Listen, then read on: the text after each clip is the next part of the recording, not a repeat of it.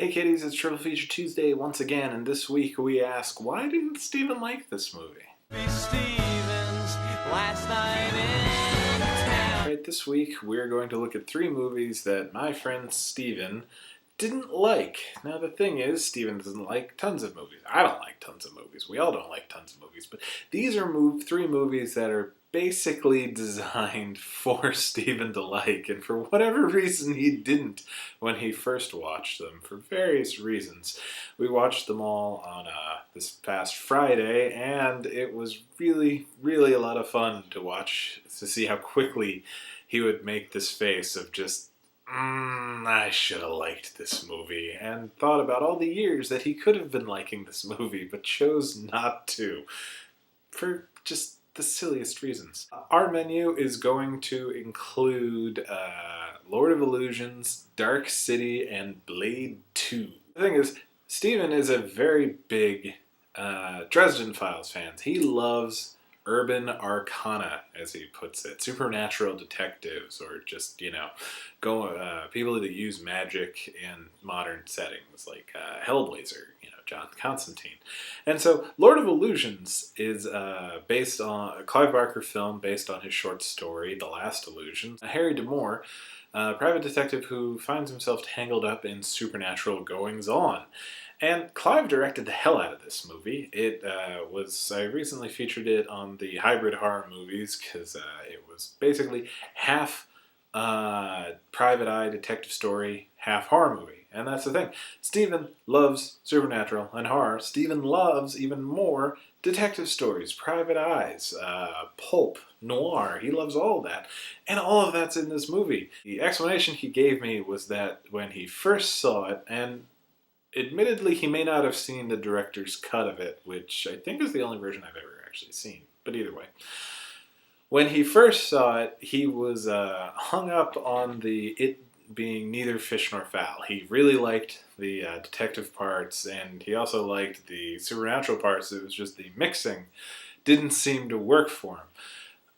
I mean, our tastes mature as we get older, and we learn to appreciate more things. And so this time around, he very much enjoyed the film, not only because of, Scott Bakula and Famke Janssen, but it's because of how effortlessly the whole thing was blended together. The supernatural doesn't hurt the pulp and the detective doesn't hurt the supernatural horror angle. It just all kind of weaves in and out of itself, and it's a very great movie. It's a shame that this is probably the last movie Clive's ever going to direct. There are rumors that he's going to be directing the remake of the Hellraiser film, but, we'll see that when it happens.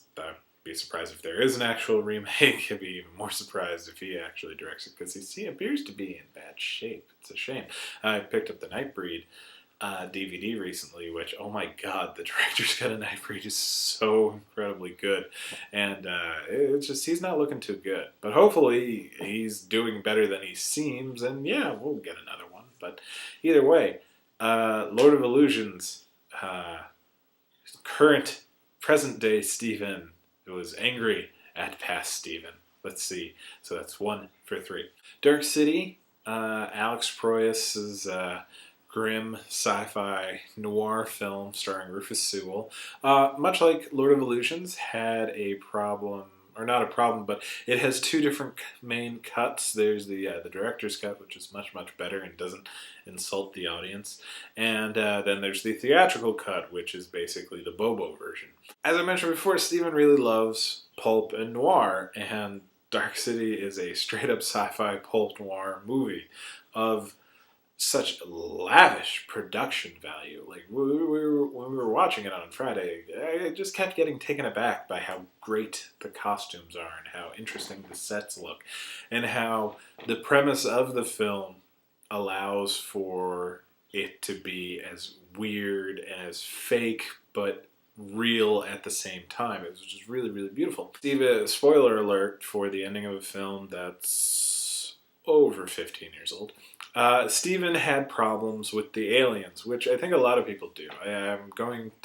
There's eventually going to be a triple feature called the Wait. This is a sci-fi movie triple feature. Dark City's not on it, because pretty obvious right from the start that it's a sci-fi bent.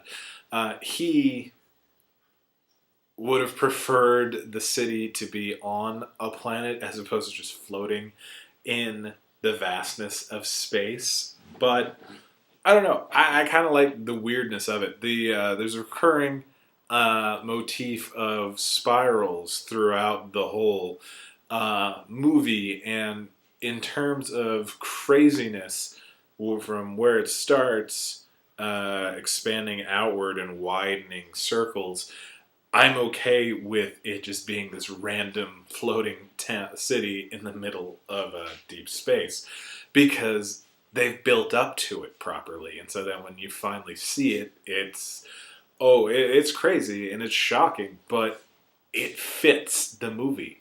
Another issue he had was while he liked the big telekinetic fight at the end, in and of itself, he did not think it fit in the movie.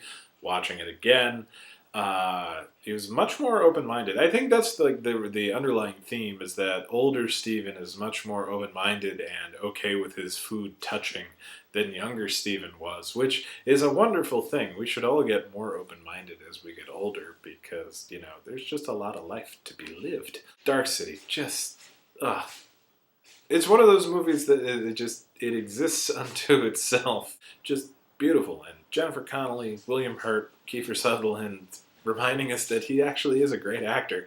And Richard O'Brien as our bad guy, because, there's more to Richard O'Brien than just the Rocky Horror Picture Show. I'm as surprised as the next guy, but, pleasantly surprised. Finally, we end on Blade 2, because very few things can follow Blade 2. Usually, a Guillermo del Toro movie is going to be our closer. We, I think, made the mistake on Friday of doing Blade 2 in the middle, because I liked the idea of moving gradually more into the daylight from Dark City, Blade 2, to Lord of Illusions, which takes place predominantly in the sunlight. What was interesting is a lot of people don't like Blade 2 in general, because, but it's usually they don't like Guillermo del Toro's visual motifs, the use of color, and other things. Steven is an avowed Guillermo del Toro fan, so this was, again, one of those situations where I was just scratching my head all the time. Steven is a big Vampire the Masquerade enthusiast, or at least he was. He might be playing, I know he's playing different things. I'm not sure if he plays it as much as he used to. And so he likes world building and vampire civilization and little quirks and things that you can do with it, which just made me scratch my head even more, because there's tons of that in this movie. More so than, I would argue, more so than in the first one. But for whatever reason, he really didn't like the design of the Reapers.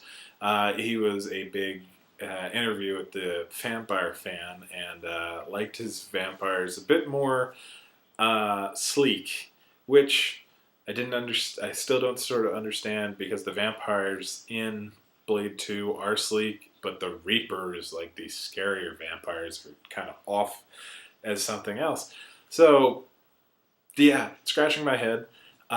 He did not like the design of the Reapers at all back in the day. Watching it, I swear, in all three of these movies, he just had this look of almost embarrassment for not liking what was there, because Guillermo del Toro doesn't know how to make a bad movie. Blade 2, while it starts as a David Goyer film, and funnily enough, Dark City was co-written by David Goyer as well, is very much Guillermo del Toro, his take on Blade and the Blade mythos, and it's beautiful. There's a lot of heart in it. Everything is scary and gross, and there are all the little motifs that you see in every Guillermo del Toro movie, like autopsies, things in jars. And Wesley Snipes, before he really phoned it in and did a horrible job with Blade 3, Blade 2, I will never stop singing the praises of that film. So, at the end of the day, Steven changed his mind all of them, and so we're going to see how far we can push that. I think next time we're going to watch Scarface, which he's never seen, and that's going to be hilarious.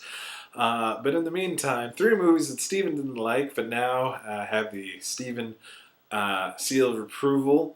Lord of Illusions, Dark City, and Blade 2. And I'll see you guys next week.